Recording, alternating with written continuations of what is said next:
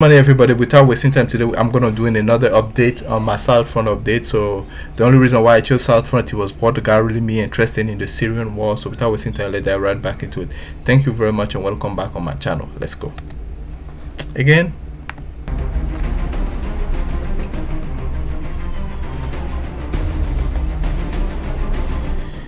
The grain deal, which was already almost buried, is back to work. Moscow resumed its participation in the initiative on November 2nd. Thanks to the efforts of the UN and Turkey's assistance, the Russian military was provided with written guarantees from Ukraine on the non-use of the grain corridor and seaports for any military operations against Russia. Another Moscow concession was assessed as a sign of Russian weakness. Moscow likely has no other options but to switch to the don't look, don't see tactics. Some experts assume that this political decision was the result of the revenge of Russian pro-Western elites. The suspension of the deal for less than 3 days was enough for Western politicians and the media to blame Moscow for their own troubles. In order to reinforce the terrible image of Eastern barbarians, the MSM spread fakes of alleged Russian attacks on civilian grain ships in Ukraine. Headlines in the world's leading media claimed that Russia killed 2 people from a grain convoy after the deal was broken. The reports were based on a report by the Ukrainian Military Command South that 2 port tugs in Ochakhov were damaged as a result of Russian shelling on October 31st.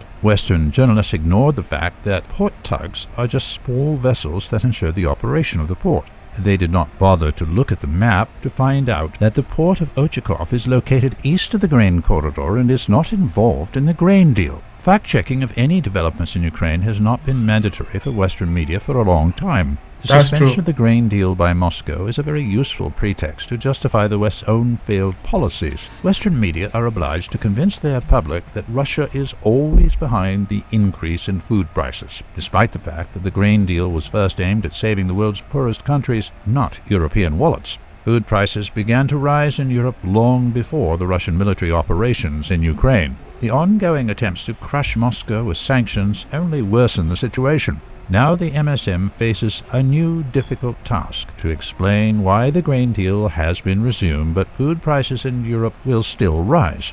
Moscow has already stopped fighting for its image in the Western media. Today, the fighting on the Ukrainian battlefield matters. It is there that the fate of Russian image is decided. Moscow is unlikely to have any illusions about the reliability of Kiev's guarantees, but the guarantees of Turkish leader Recep Erdogan, who largely took responsibility for Ukraine's actions in the Black Sea, are crucial. The question of whether the Kiev regime will risk exposing its Turkish partners again remains open.